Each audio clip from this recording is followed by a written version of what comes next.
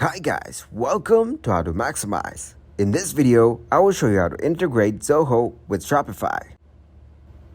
First, go to your web browser and search for Zapier. Here, click to open the link of zapier.com. Once you're in, click on Create Zap. In a new tab, open your Shopify account. Also, open your Zoho account in another tab of your web browser. Now head back to the Zapier. In this searching tab, you need to search for Shopify. After that, click on Action 2 and search for Zoho. Click to select it. Now you can select the specific event which you want to connect to for both apps. Go to the event and select the specific task from the drop-down list. Once it is done, click on Continue. After signing in, your both apps will be integrated. Thanks for watching, and please leave a like, subscribe, and share.